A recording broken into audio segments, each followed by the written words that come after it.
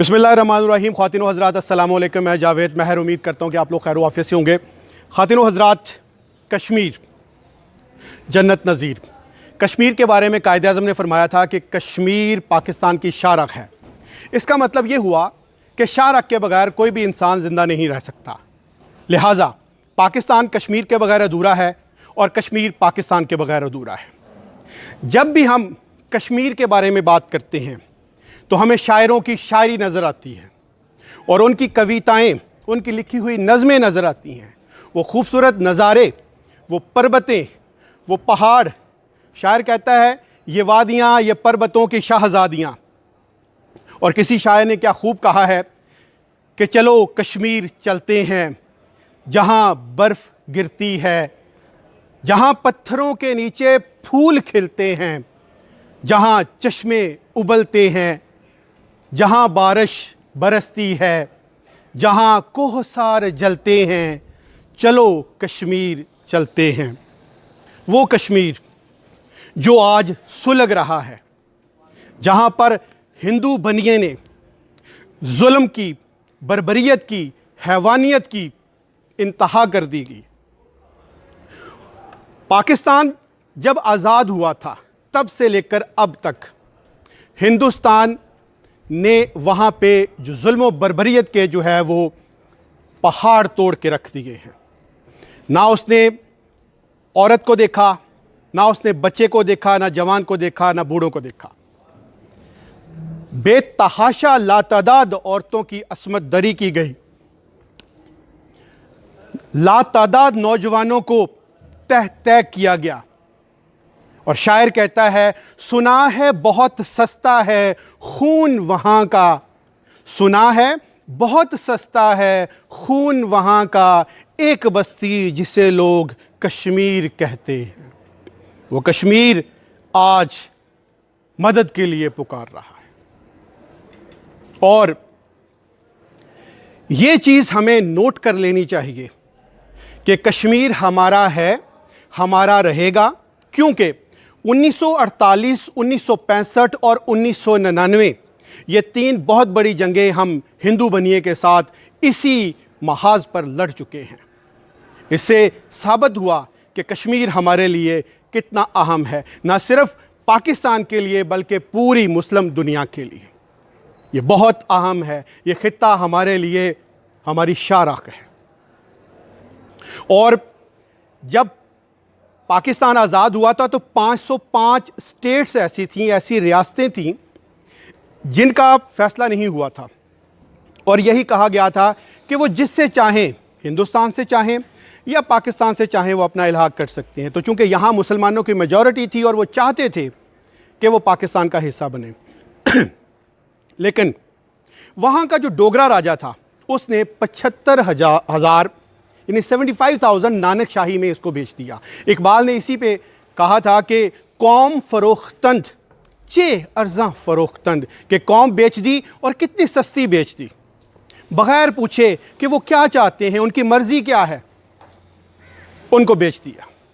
और ये शायद पूरी दुनिया में ग़ुलामी की या बर्बरियत की सबसे बड़ी मिसाल है, जिसकी शायद कोई मिसाल ना हो, जिसके पैरेलल कोई मिसाल ना हो, कि जिसमें जीते जागते होश में रहने वाले इंसानों को बेच दिया। और आज उसकी ये हालत है कि शायर का एक शेर है कि इब्ने आदम कट रहा है, बिनते हवा लुट रही है। इब्ने आदम कट रहा है, बिनते हवा लुट रही है, ए खुदा देख तो सही तेरी जन्नत जल रही है। और हिंदुस्तान की इस हैवानियत की इंतहा उस वक्त देखी गई जब अगस्त 2019 में आर्टिकल 370 इम्पोज किया गया। इस आर्टिकल 370 की बुनियाद ही इसलिए रखी गई कि यहाँ पे जो मुसलमान मेजॉरिटी उसको ख़त्म किया जाए, हिंदू आबादियों को वहाँ पे आबाद किया जाए, और इस तरह से इस पर जो है वो काबज़ होने की एक ख्वाब है वो देखना चाह रहा है हिंदू बनिया। और शायद वो भूल गया है कि कश्मीर जन्नत है और ये हमारी जन्नत है, क्योंकि शायर कहता है याराने जहां कहते हैं कश्मीर है जन्नत, याराने जहां कहते हैं कश्मीर है जन्नत, जन्नत किसी काफिर को ना मिली है ना मिलेगी। तो आज यौम यकजहती कश्मीर 5 फरवरी को मनाया जाता है।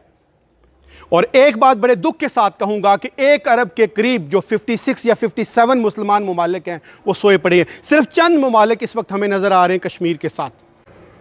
और जो मुसलमानों का जो बहुत बड़ा प्लेटफॉर्म है OIC, वो भी खामोश है। तो खामोशी के बारे में शायर ये कहता है कि जुल्म सहना भी तो जालिम की हिमायत ठहरा, जुल्म सहना भी तो जालिम की हिमायत ठहरा, खामोशी भी तो हुई पुश्त पनाही की तरह। तो गोया मुसलमान ममालिक की जो खामोशी है वो ये बता रही है कि वो दर पर्दा शायद हिंदुस्तान की हमायत कर रहे हैं। कितने अचंभे की बात है कि एक वो बेटी थी जिसकी रिदा छीनी गई थी राजा दाहर के दौर में, और मोहम्मद बिन कासिम कहाँ से उठा था और कहाँ पे आया, और आज इतनी ज़्यादा जिसका हम शुमार भी नहीं कर सकते रिदाएं ही छीनी नहीं जा रही, असमत दरियां भी हो रही हैं और मुसलमान खामोश हैं। ग़ुलामी में न काम आती हैं शमशीरें न तदबीरें, जो हो ज़ौक़े यकीन पैदा तो कट जाती हैं जंजीरें। आ तुझको बताऊं कि तकदीर उमम क्या है, आ तुझको बताऊं कि तकदीर उमम क्या है, शमशीरो सना अव्वल ताउस रबाब आखिर। हमें आज इसको सोचना पड़ेगा, क्योंकि कश्मीर अगर हमारे हाथ से जाता है, हम अगर कश्मीरी मुसलमान बहनों को, माँओं को, बेटियों को, जवानों को अगर खो देते हैं तो समझे पाकिस्तान की शाह कट गई। और हिंदुस्तान की जो जुल्म और बर्बरियत है, वो जो इक़्तिदार की जो भूख लिए बैठा है, वो इतनी ज़्यादा हो गई है कि किसी ने कहा था कि मर जाती है इंसानियत इक़्तिदार की भूख में, खुदा किसी जालिम को इतना अरूज ना दे। आज के इस प्लेटफॉर्म पर इसके दिन की मुनासबत से हम सब ये दुआ गो हैं कि अल्लाह ताला कश्मीर जो इस वक्त जुल्मत के इस अंधेरे में डूबा हुआ है, उसको भी एक खूबसूरत, एक सुनहरी उजाला वाली सुबह नसीब करे।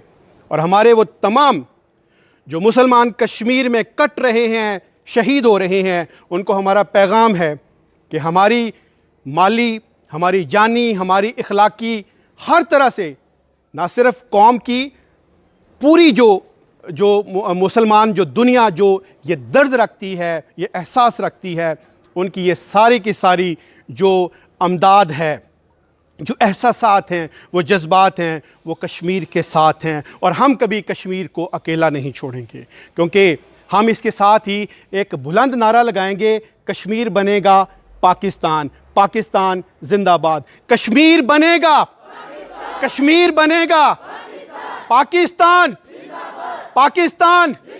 इसके साथ ही जावेद महर को इजाज़त दीजिए। अपना बहुत सा ख्याल रखिएगा। अल्लाह हाफिज़।